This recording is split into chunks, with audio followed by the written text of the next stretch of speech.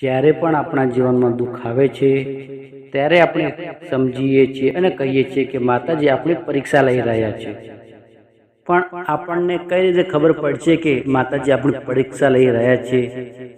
તો મિત્રો, તેના માટે તમે 3 સંકેતો જાણી લેશો કે માતાજી આપણી પરીક્ષા લઈ રહ્યા છે. માતાજી કોઈ પણ સમયે અલગ અલગ સ્વરૂપમાં કોઈ પણ ભાગમાં માતાજી તમારી પરીક્ષા લે છે. તમારો છેલ્લો શ્વાસ મરણ પથારી ઉપર હોય એ સમયે તમારી કુળદેવી ઉપર આંધળો વિશ્વાસ હોય તો તે જ સમયે તમે પરીક્ષામાં પાસ થઈ જાઓ છો.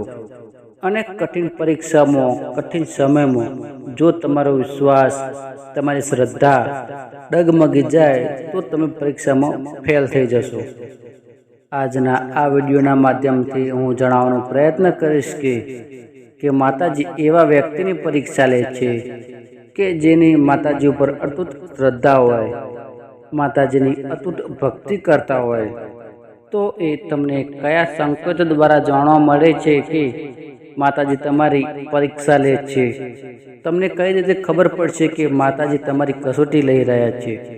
કેવા વ્યક્તિની કસોટી કરતા હોય કે જે ધર્મ ઉપર ચાલતા હોય, સત્યના માર્ગ ઉપર ચાલતા હોય, કે જેની રહેણી કહેણી, નીતિ ટેકી આ બધું જ માતાજીને અર્પણ કર્યું હોય, એવા જ વ્યક્તિની માતાજી પરીક્ષા લે છે. એના પછી જીવનમાં તેમને મોટામાં મોટી સફળતા મળી રહે છે. કે પહેલો સંકેત એવો છે કે તમારા જીવનમાં દુઃખ ચરમ સીમા પર પહોંચી જાય, છેલ્લામાં છેલ્લી અણી પર પહોંચી જાય. તમને એવું લાગે કે હવે હું જીવું કે પછી મરું, એની તમને કંઈ જ ખબર નહીં પડે, છતાં પણ માતાજી પર અતૂટ વિશ્વાસ હોય તો માતાજી એવા જ વ્યક્તિની પરીક્ષા લે છે કે તેમના જીવનમાં બધા જ દરવાજા બંધ થઈ જાય. ચારે બાજુ નિરાશા હોય, ચારે બાજુ અંધકાર હોય, તમે બધી બાજુથી હારી ગયા હોય, તમારો કોઈ સાથ ના આપતું હોય અને બધું જ ખોવાઈ ગયું હોય, તો સમજવું કે માતાજી તમારી પરીક્ષા લે છે. આ એક સારો અને શુભ પ્રસંગ છે, કારણ કે હીરાને ઘસવાથી તે ચમકદાર બને છે. જેમ જેમ હીરો વધારે ઘસાય છે તેમ તેનું તેજ વધારે પ્રકાશમાં આવે છે અને તેની કિંમત થાય છે.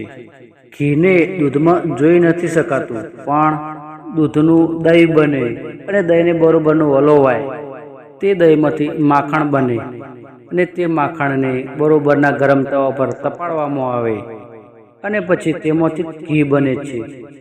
ઘી જેવું થવું હોય, સોના જેવું થવું હોય તો બરોબર ગરમ ભઠ્ઠીમાં તપવું પડે.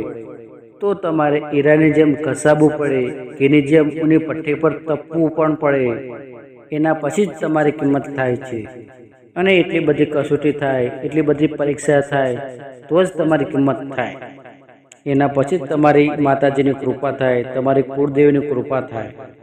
બીજો સંકેત એવો છે કે તમને માતાજી પરથી ભરોસો ઉઠી જાય, વિશ્વાસ ઉઠી જાય અને કોઈ વખત જીવનમાં એવો પણ સમય આવી જાય કે તમે એના પરથી વિશ્વાસ ઉઠી જાય કે માતાજી આ દુનિયામાં છે જ નહીં. તો તમારે સમજી લેવાનું કે માતાજીએ તમને સંકેત આપ્યો છે કે તમે આ પરીક્ષામાંથી પાસ થાવ છો કે નહીં. અને ત્રીજો સંકેત છે કે તમારા દિલમાં દયા આવે.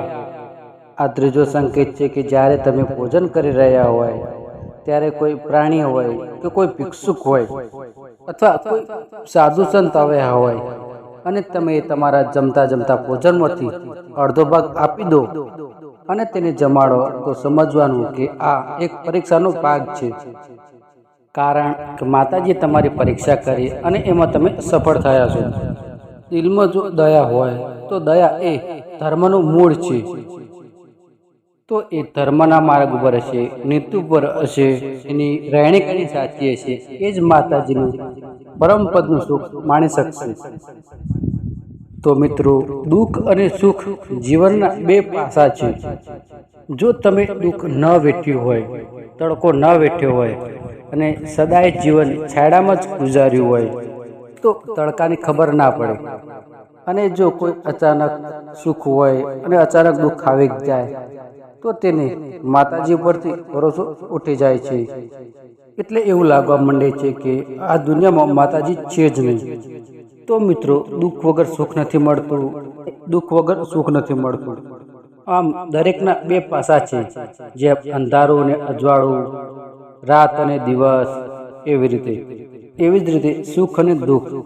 તમે કોઈ પણ પાસાને ઓળખી શકો અને તેને જાણો, તમને ખબર પડશે કે માતાજી શું છે, ભગવાન શું છે.